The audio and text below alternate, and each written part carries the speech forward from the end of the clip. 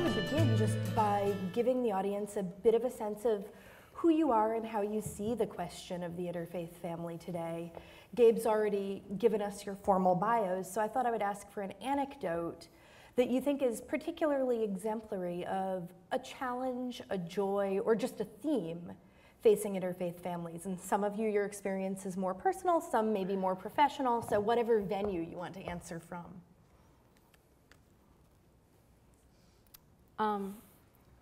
I always have to begin with the anecdote of my parents and their relationship, because that's really colored my approach to this whole topic.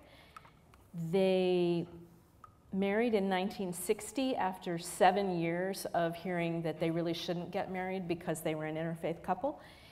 And they're now 90 and 84, and they've had one of the longest and happiest marriages that I've actually ever encountered. And so I think that has given me this very optimistic view on interfaith families and what they can be. And some people accuse me of sort of looking at this topic through rose-colored glasses, but it's a viewpoint that I can't really not have, because that was my formative childhood experience. Okay, so this is about my family. I guess Susan started with her family, so I'll start with my family. I have cousins. I mean, at this point in time, we're only sort of waiting, I think, until my family becomes, like, my nuclear family becomes fully interfaith. But I have cousins, and my cousin Jim is the one who's related to me. My blood, and his wife Debbie comes from the Midwest. She's a Christian woman. She did not convert when they got married. And for some reason, I guess it was like about 5 years ago, we were just all hanging out, and she said, "Scott, you know, I remember when you were about 11 years old, and you said to my children, I've never met other half-Jews before. You're the first half-Jews that I've ever met." And first of all, I remember I was sort of thinking, like, Debbie, wow, that was a full 20 years ago. Thanks for bringing it up now. But I also remember myself sort of feeling actually suffused with shame that that's the perspective that I had brought. I'm a conservative rabbi, so I have a fairly traditional approach to issues of intermarriage. But what was interesting sort of about thinking about it was that Debbie, as someone who was not Jewish, was actually deeply sensitive to how I addressed, even as a kid, her children's Jewishness. And as someone who is still not Jewish, every year, because she and her husband, Jim, are passionate vegans, I think that's the extent of their religious expression, they travel from their home in the Pacific Palisades of Los Angeles to Pico Robertson, which is one of, like, the thriving, observant communities in LA, to protest the Sephardi custom of kaparot, where chickens are killed in order to sort of stand in as atonement for people's sins. So basically, she travels, like, in LA, like, she travels across major freeways in order to protest all of these people, and in my mind, like, what's more Jewish than that, right? So, but what's interesting to me, as sort of looking at it, is the way as someone who has never personally laid claim to Judaism, is clearly part of somehow or another this, in a way that I'm not even sure that her husband is, who is the one who was born a Jew, and it's always been food for thought for me. So that's it. I think I want to tell two stories, and one is that when I was in school, in college, and then in grad school, I found myself really lost because I had grown up in Baltimore. My mom's Catholic, practicing Catholic still. My father's Jewish. I had been raised Jewish in an intermarried home, and felt Jewish. But I went to college in Chattanooga, Tennessee, and then I went to grad school in Iowa City, Iowa, neither of which has a huge Jewish population. And I sort of had a hard time figuring out how you break into, how you sort of penetrate a small Jewish community that knows itself and each other anyway. Like, how anybody walks in the door of a new place and says, like, I want to be a part of this community, but especially if you feel like maybe the people in that room aren't sure that you belong there, which I think is something that, for me anyway, I carried with me because of having grown up in an intermarried home. And I should add that my parents were not, I was thinking about this when you were talking, my parents' marriage was not especially happy, and they did not stay married. And I think that that probably affects some sense of how I see all of these things. But, and I had in grad school, I had a particularly horrible Yom Kippur where I had been fasting alone. I'd stayed home from classes, but then didn't feel like, I didn't have the sort of emotional energy to walk into this place for the first time. And so I just was fasting alone in my sad little student apartment. And I got together with friends that evening when I was ready to break my fast. And I wanted to go out to like a nice dinner, you know, like I've been fasting all day. Nobody knew what this meant or what I was sort of, where I was in my head. And of course I'm like floating with like caffeine headache. And I said like, let's go somewhere nice. Let's go out for a real dinner. And then there was this argument about like something was on TV that someone wanted to watch. So we ended up just getting a pizza. And I'm sitting there in the middle of this awful apartment watching like some football game or something, I don't even know, like some sporting event that I didn't care about, you know, eating pizza off a paper plate, and I just burst into tears. And it wasn't just that I hadn't gone to synagogue, it's that I was so completely alone with my experience. So that's one story. And I knew that there was a problem. Like I knew that I had to fix this problem. I had to find a place to be, whatever that meant. And then the second story I want to tell is that when I was done with grad school, but still living in Iowa City in the same place, and still not having with any regularity set foot in the synagogue, I saw a posting for a job at Hillel, that they needed to hire somebody at Hillel, and I needed a job. And I went in incredibly nervous. Like, how does the girl who didn't feel kosher to walk in the door of the synagogue, how does that girl walk in the door of Hillel and ask for a job? And I walked in the door and sat down and had the most amazing conversation with the most amazing person who offered me this job, welcomed me, and sort of created a role for me, not just as a Jew, but as a leader, like as a community member with responsibilities and tasks. And what I discovered was that the tasks were the piece that had been missing. That for me, like having to light the grill for the welcome back barbecue or carry the tray of kosher gravy or whatever it is, like that having the job to do was actually the piece that made it possible for me to then walk into any door. So it's funny to me to be sitting on this stage today as like a leader, like any kind of panelist or speaker, and I do this a lot now, to write books or to be a columnist, to be an expert in this field that isn't a field. Because I didn't feel comfortable even, and that was grad school. I was 25, you know, like that I didn't feel comfortable even then to walk in the door of that synagogue. That I just needed somebody to tell me that I was an expert, being me. So anyway, I don't know, that feels important to me, the role of work and labor and task in creating comfort for somebody. I really like that. I know that I certainly share that experience, and so I hear what you're saying, and I heard all of you talking about experiences and emotions, happy marriages, unhappy marriages, shame at comments to cousins, passionate commitment to veganism. And one of the things that Alyssa Strauss, the editor of the Seesaw column, commented about when we were planning this is how many of the letters that they get are really about emotion. They're not certainly they get letters that are about what do we do, here's the situation, how do we decide? But she said many of them are about the question of managing the emotions. And so, especially because all of you brought up emotions, I was wondering if you have reflections on whether there are real challenges in the emotions of interfaith family life. I mean, there are challenges in the emotions of family life anyway, let's be real, but particular to interfaith family life. I think a lot of the columnists in responding to the letters agree and come back to 2 points. And one is the importance of, if you're in a couple, if you're whether you're parents or you're a young couple, to stand together as a unit and to help each other process those emotions together and to have solidarity.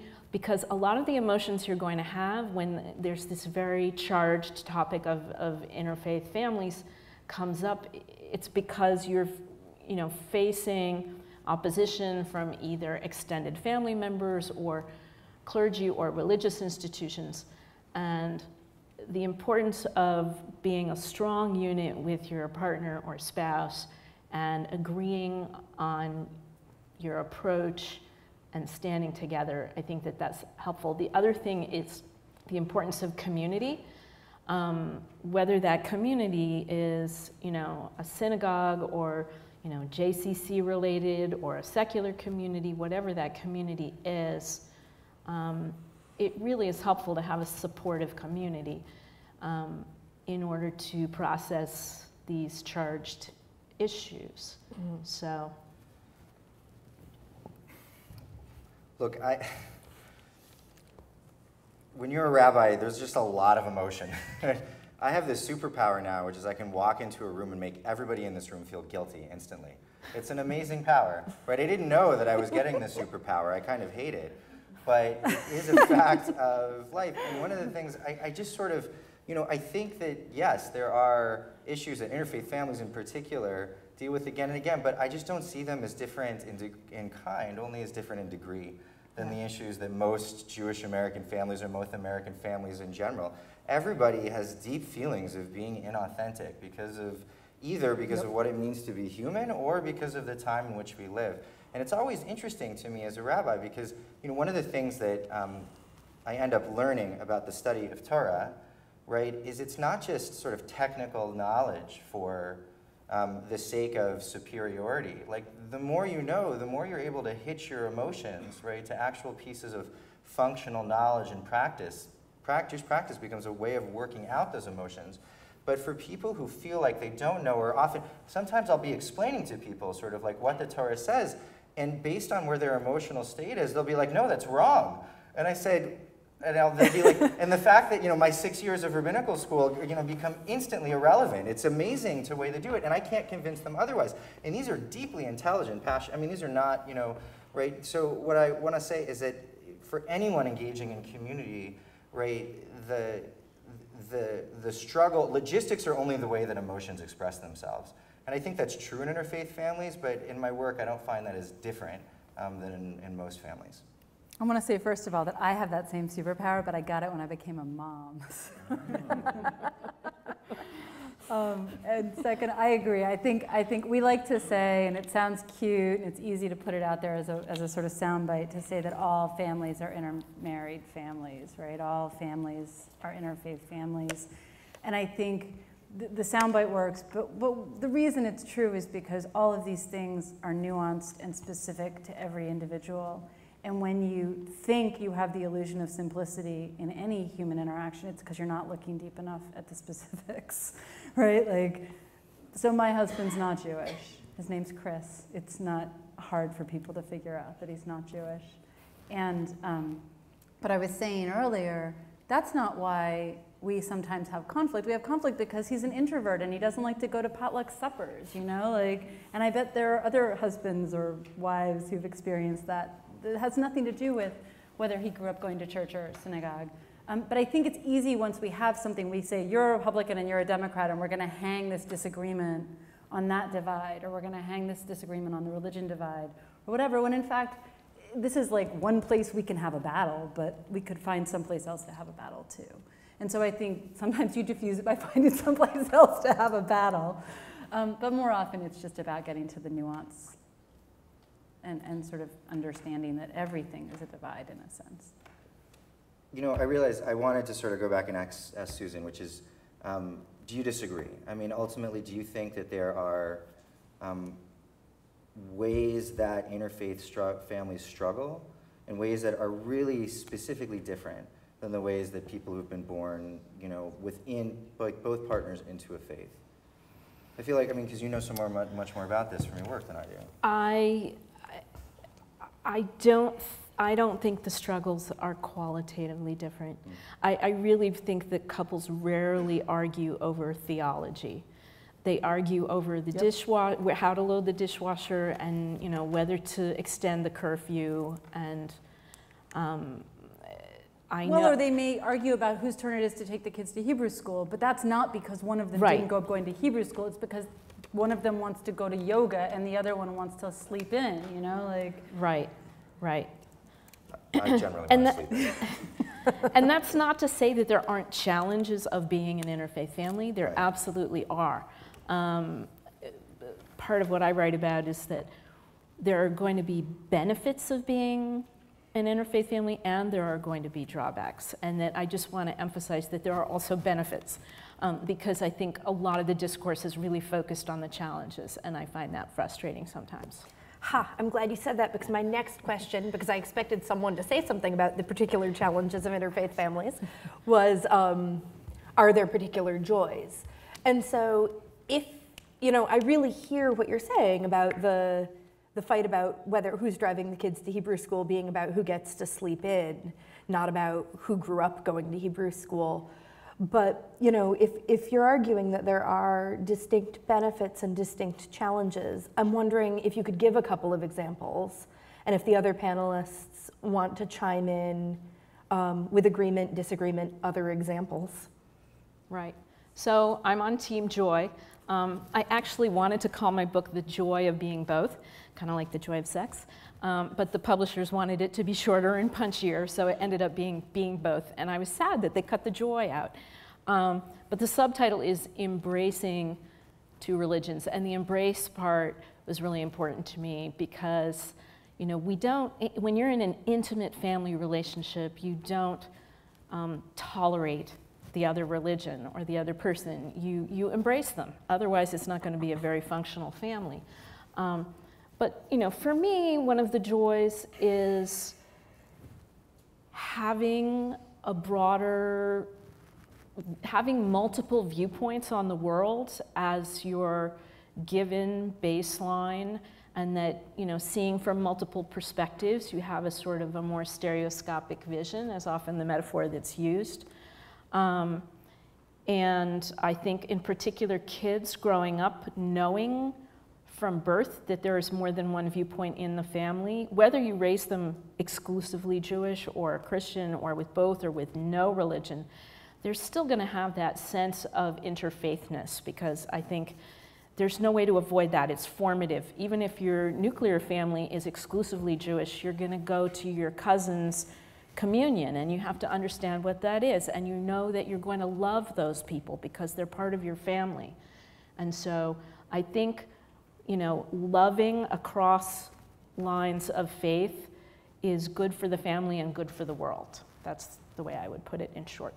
I think it's a really good question. I think it's not a question I've heard anyone ever ask before. And I do a lot of this.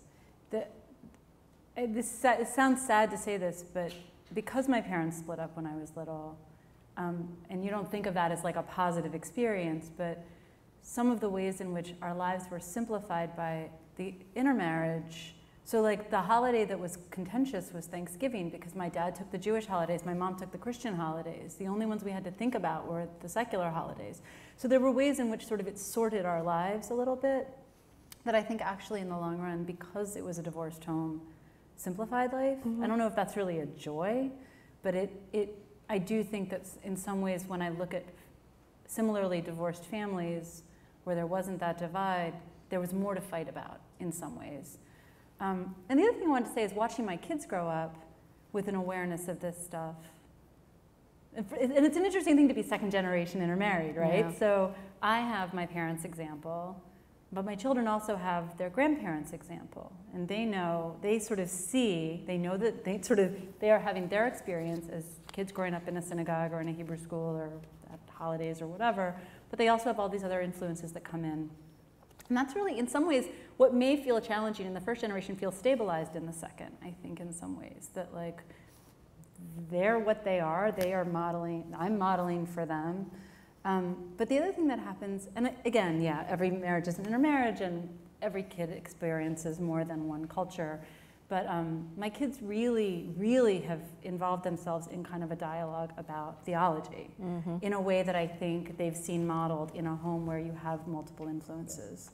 So, they'll be in Hebrew school and they'll come home talking about manna in the desert, and one of them has taken a really literal approach to it, and the other one has a really sort of scientific explanation or sort of more sort of spiritual understanding of what that might mean, and they're 7 and 9. I really wish I'd gone to your kids' Hebrew school. That's amazing. Manna in the desert, it's incredible. So we were like Aleph, Bet, that's well, there's what we that did. too, but no, they learn. Yeah, so that's amazing.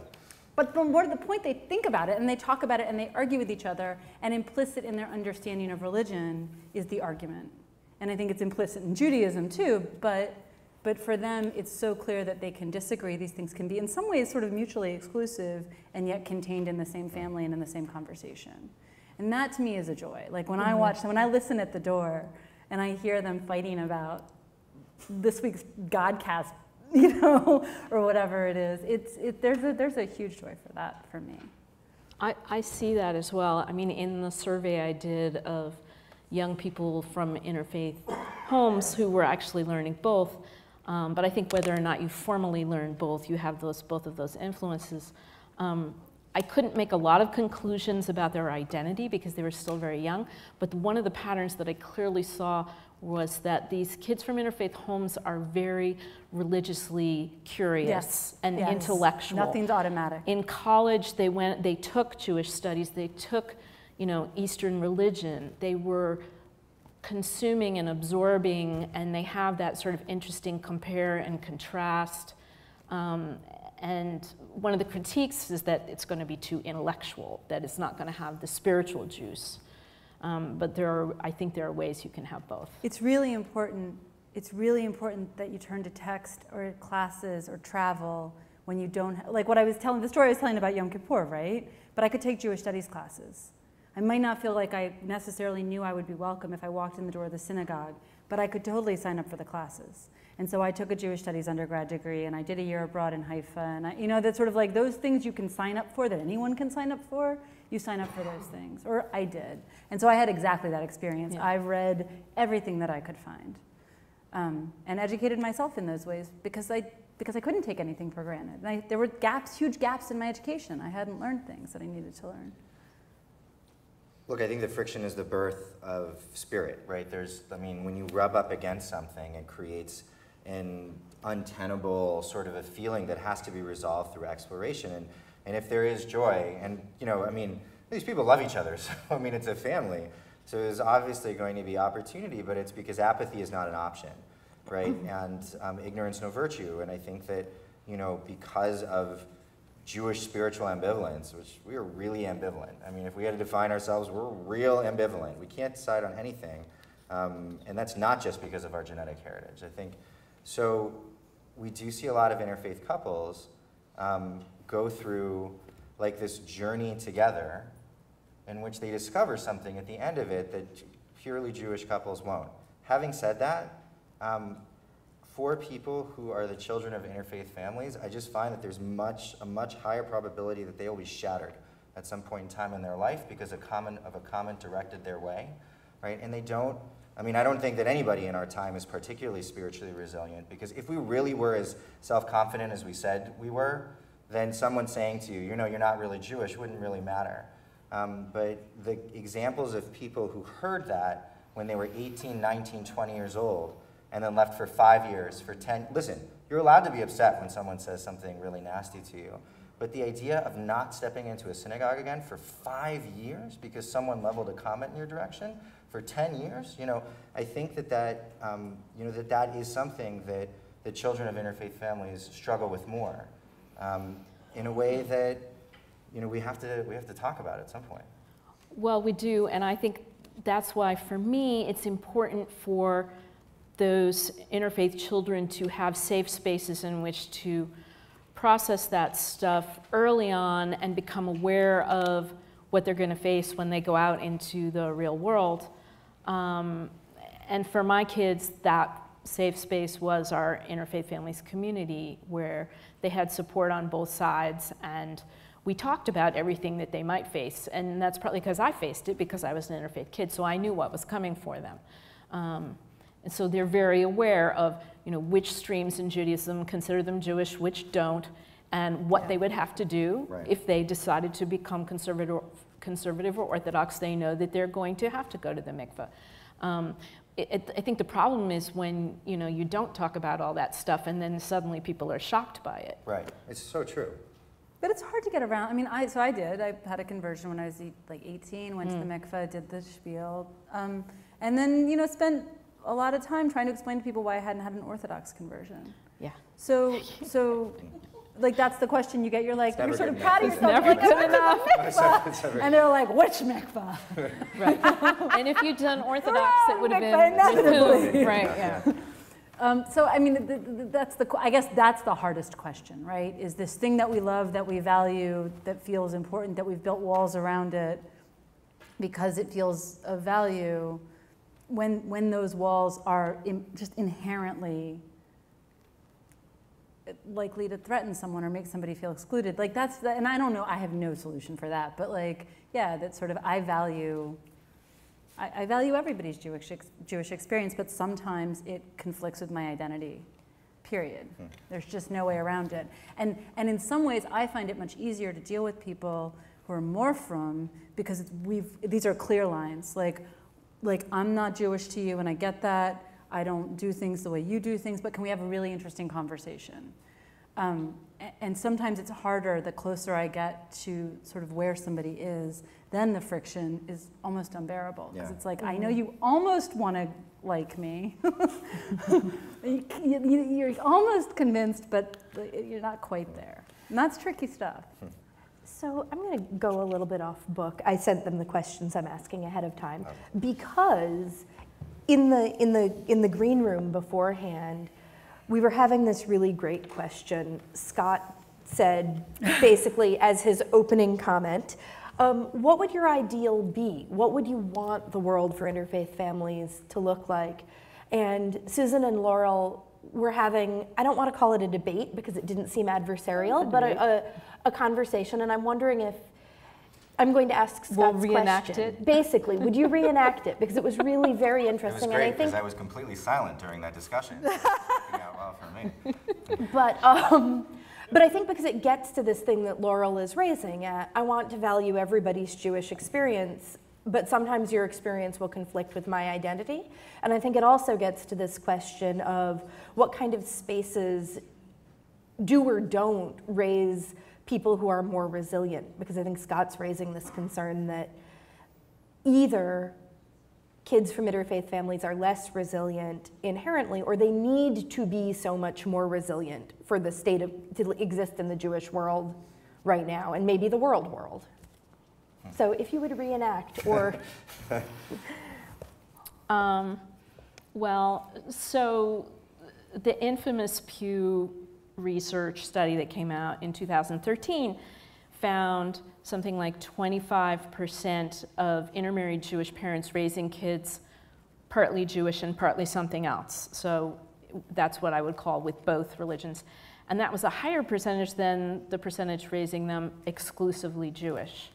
Even though I would argue that you can never raise kids exclusively Jewish in an interfaith family. But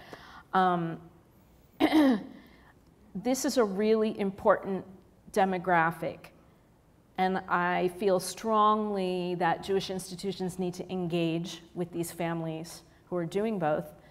We want them to engage with us. We want to be connected. We want the content. We want our kids to have those experiences in Jewish contexts.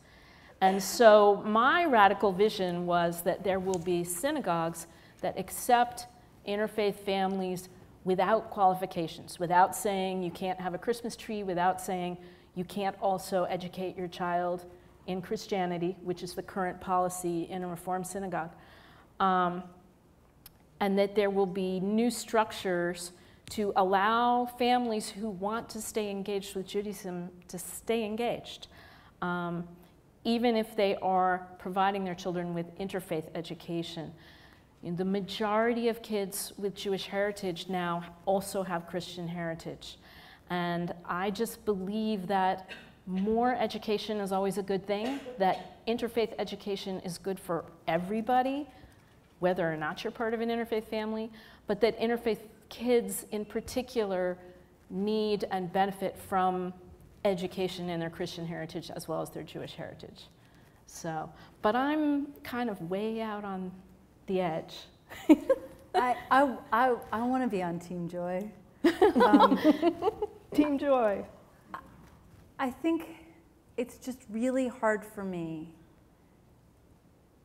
to conceptualize how a kid can successfully, and this assumes belief, and a lot of Jewish families, intermarried, not intermarried, do or don't believe in anything, right? I know lots of Jewish families. I know one family that that's very observant in many ways, but has essentially written God out of the prayers in Hebrew.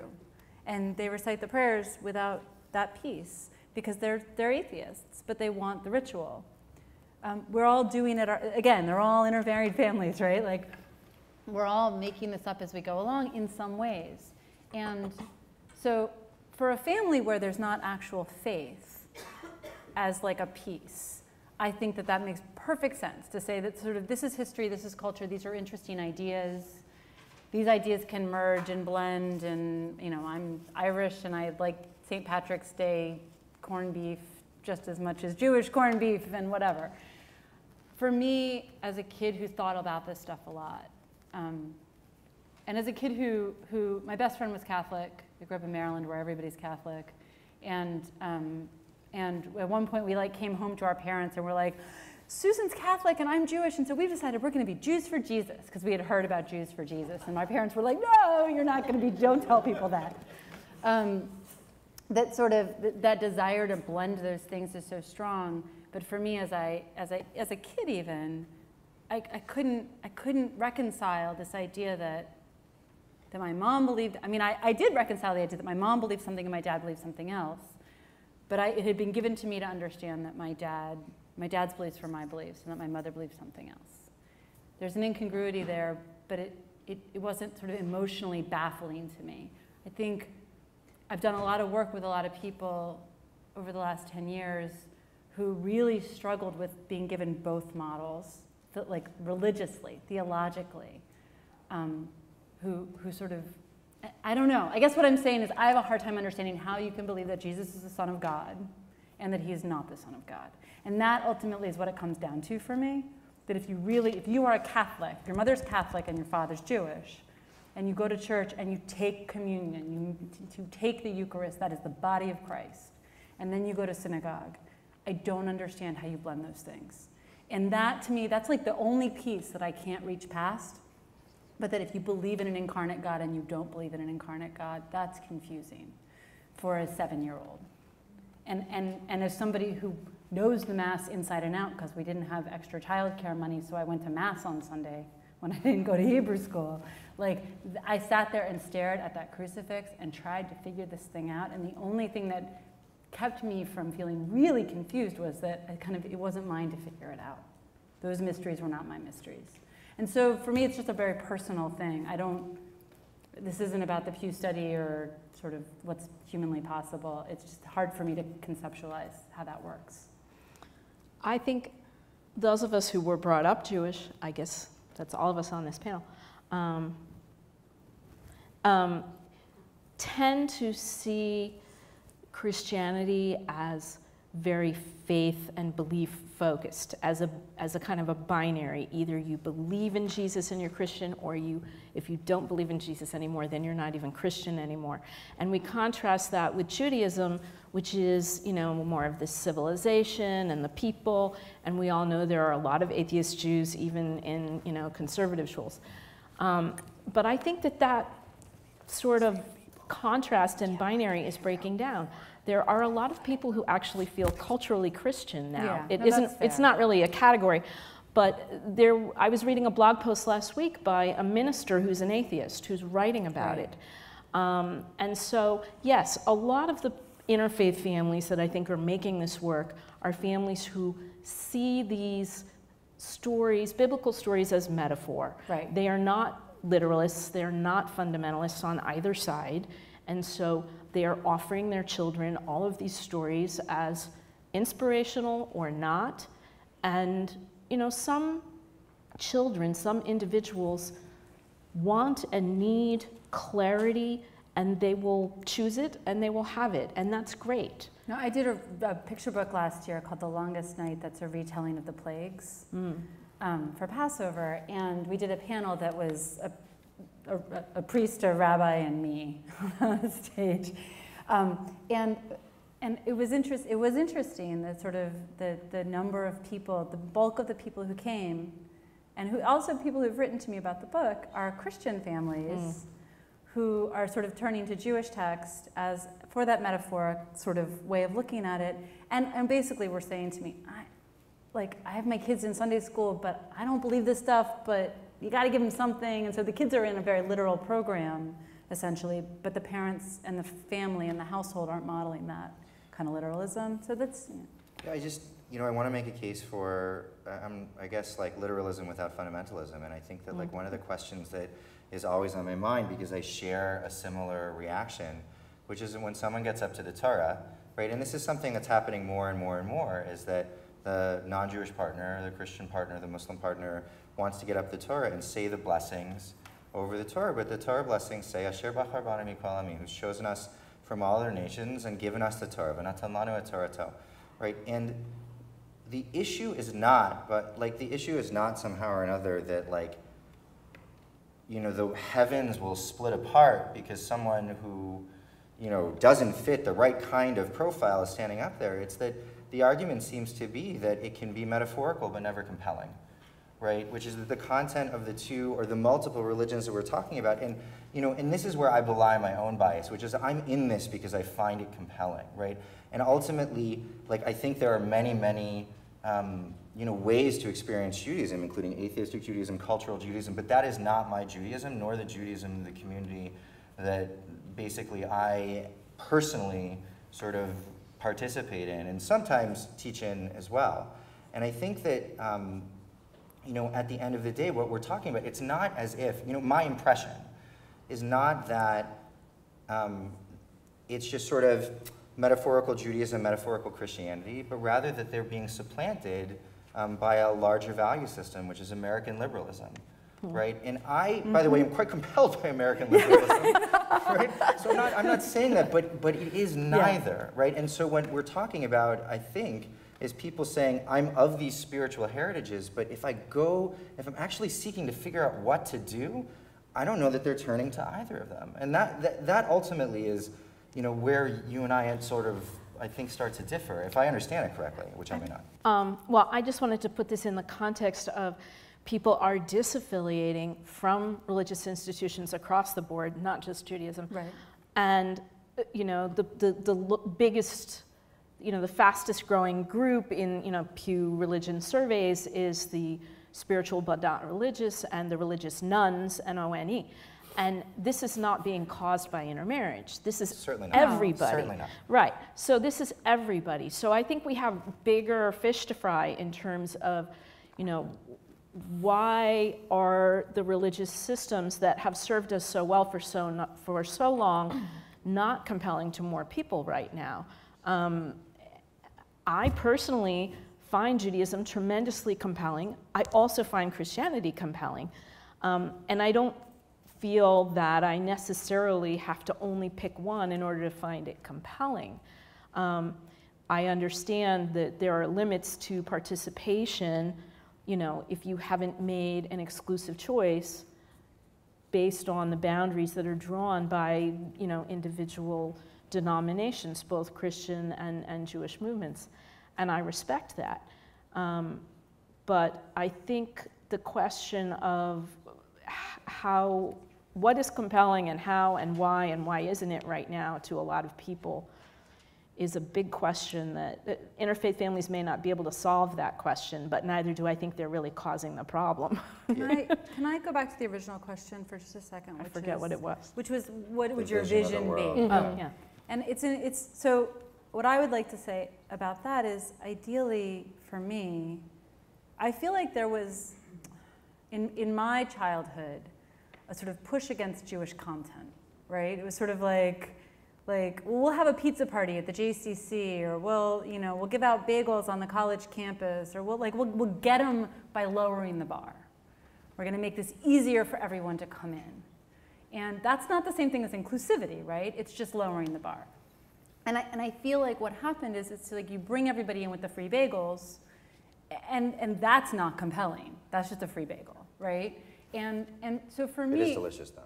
It's a little like It depends on where you live. Depends Right, I on was bagels, in that's Iowa. fair. But I often find a little lox. It's amazing. there's no good bagels in Iowa. Okay.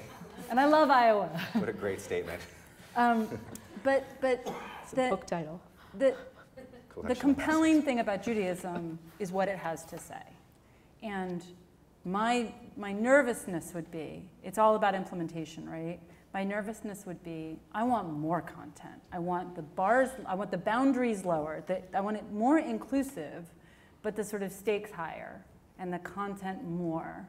And I want questions to be asked and answered, not avoided.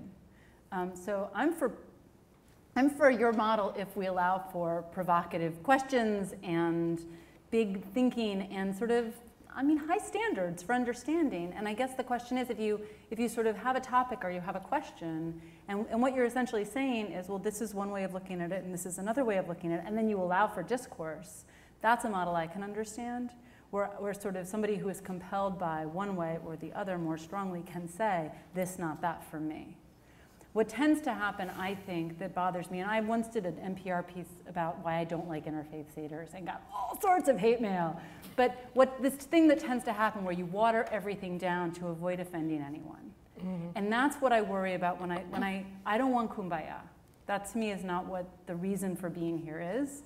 And I sometimes, when I read these studies on like, we're losing the population, they're not coming in, they're becoming atheists, or they're becoming just Jews.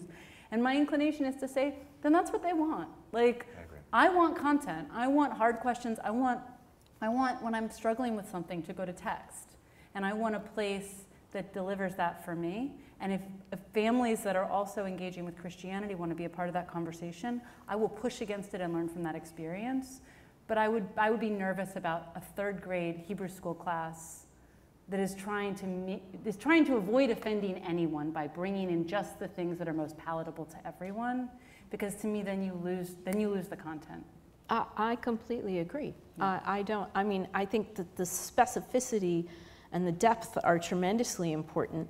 I wrote a blog post called "How is Interfaith Purim different from all other Purims?" And it's a trick question, and the answer is it's not. When my community of interfaith families doing both does Purim, we just do Purim. There's nothing Christian about it.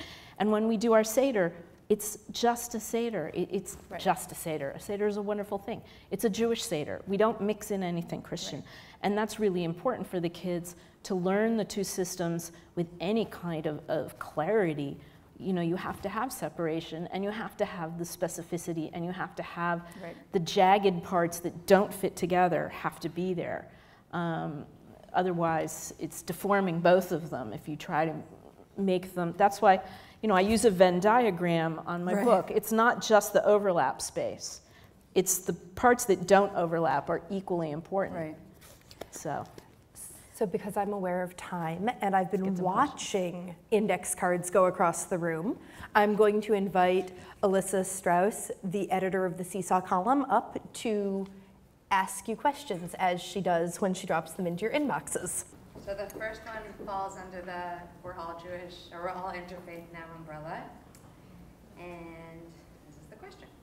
I went to a Jewish day school. My Jewish wife didn't. I'd like to send our child to a day school. My wife fears that it'll make our son into a stranger. Is she being fair?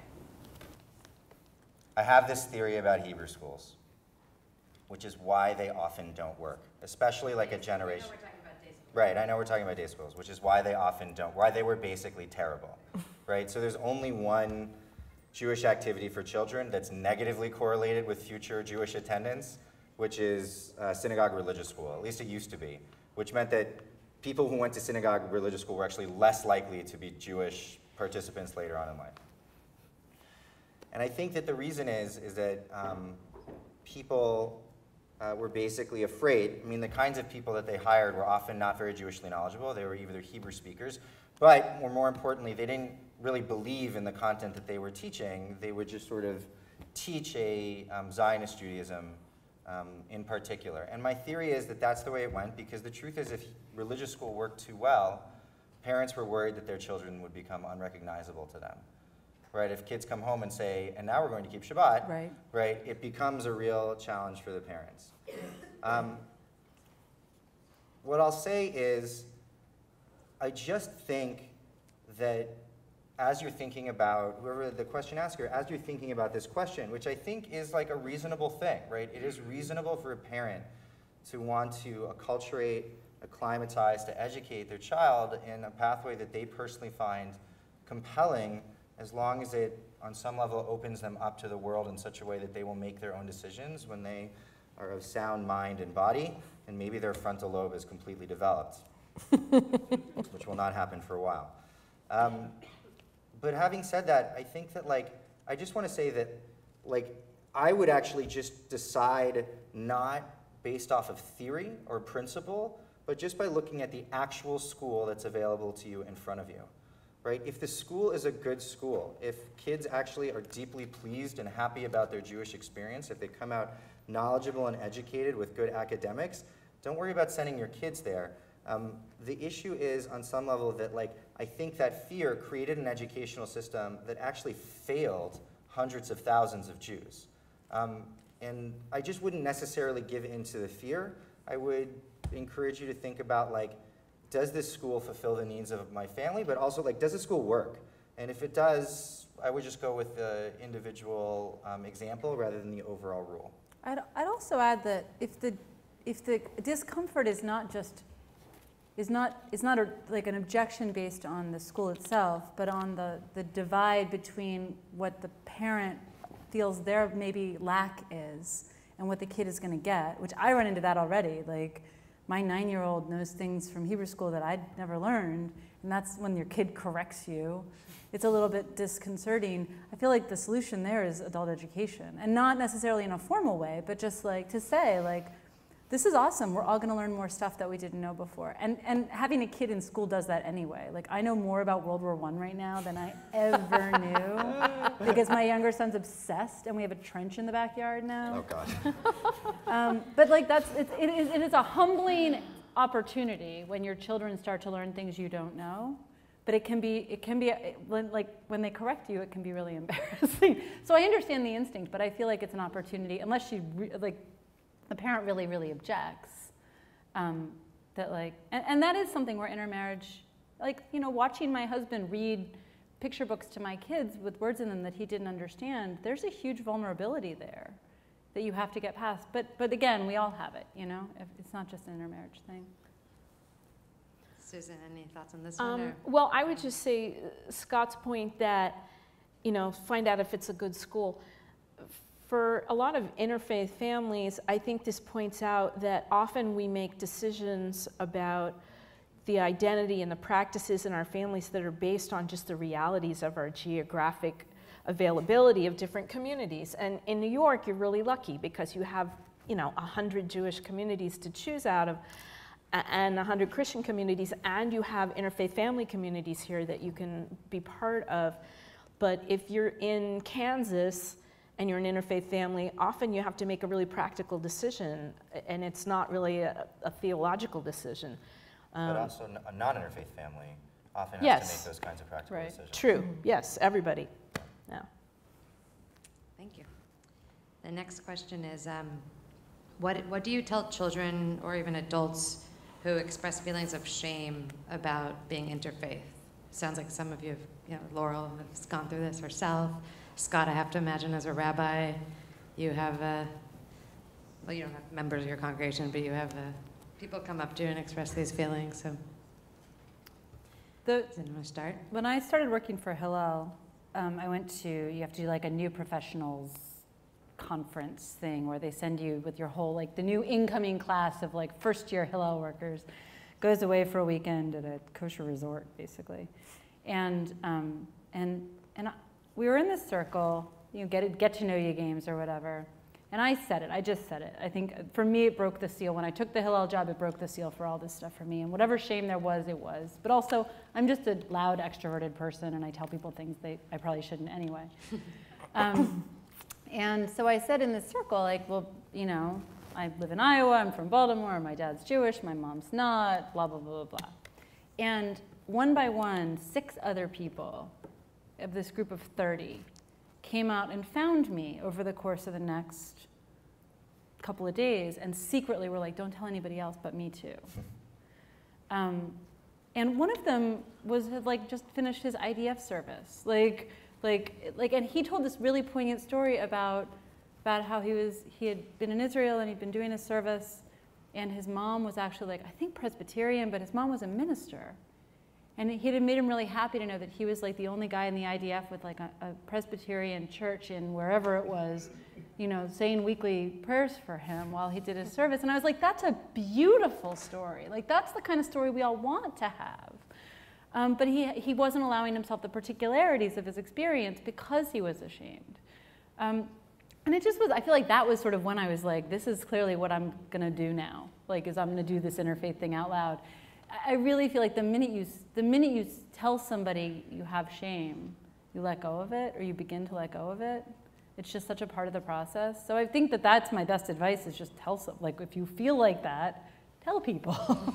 and then they will say, either they will say, well, you should be ashamed, in which case you walk away and find somebody else to talk to, or they say it's crazy, and then you feel better. So I'm really hoping that this is no longer going to be an issue when we have a majority of kids with Jewish heritage are from interfaith families.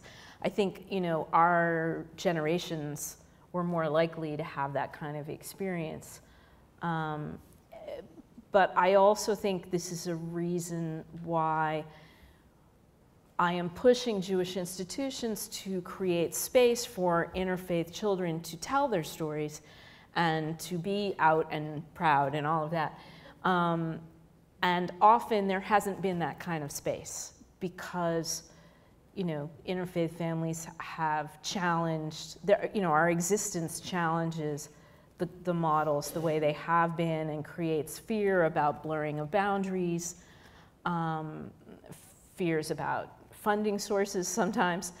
And I think that the pendulum has to shift now. You know, we have to get through this paradigm shift as interfaith families become, you know, the demographic majority of Jewish-involved families.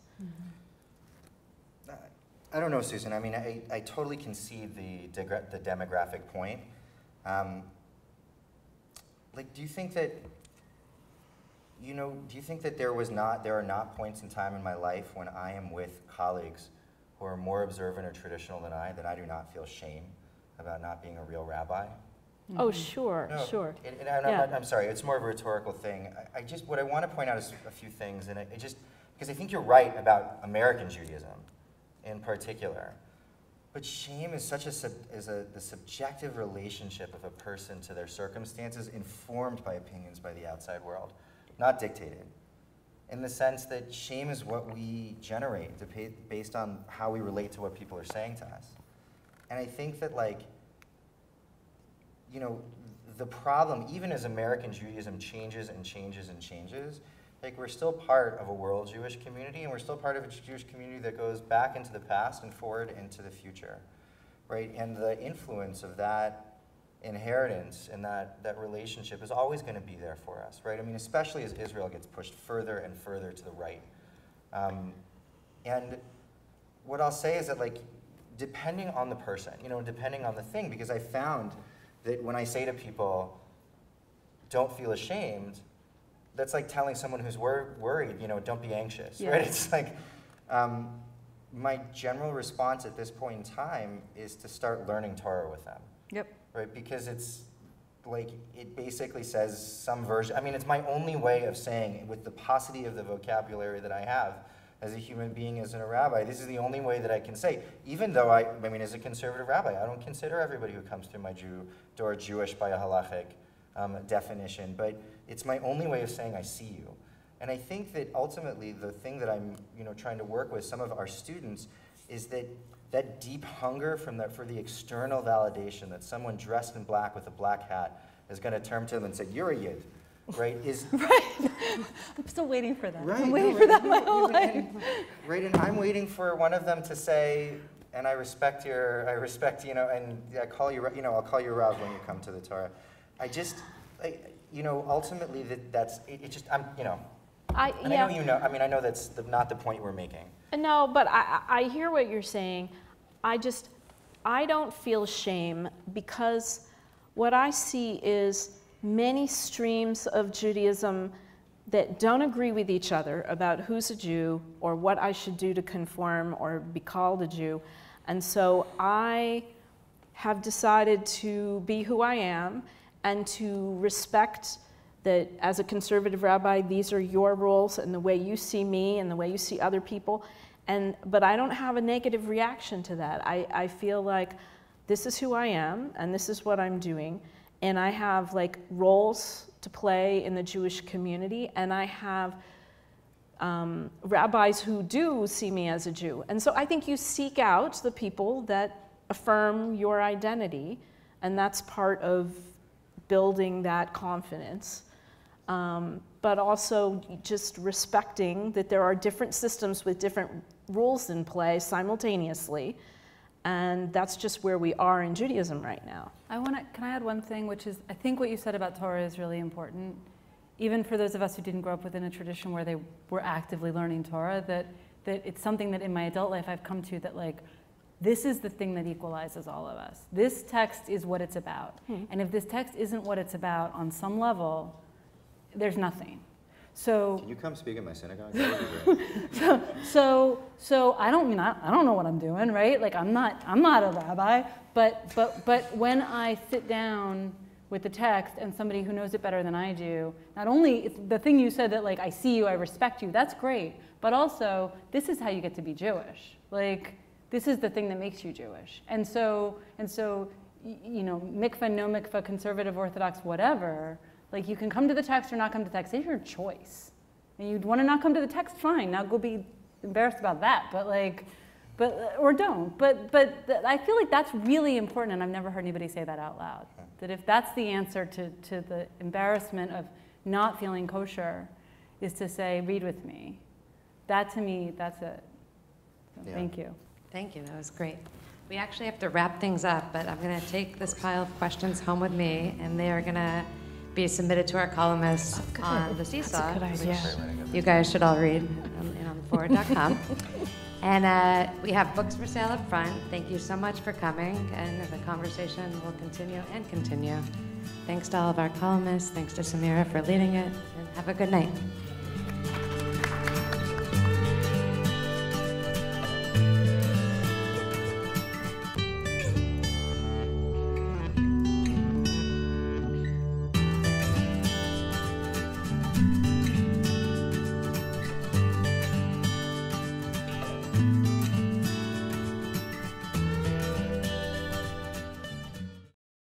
We would be pleased to send a complimentary DVD of this program to anyone who wishes to support JBS, the Jewish Broadcasting Service, with a tax-deductible gift of $36, double chai or more, to the nonprofit organization Jewish Education in Media.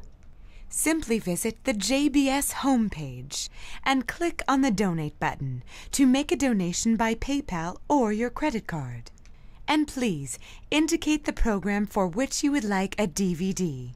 Or you can send your tax-deductible check made out to Jem, Post Office Box 180, Riverdale Station, Bronx, New York 10471. And again, please remember to indicate which program you would like to receive with our compliments. And we thank you for your kind support.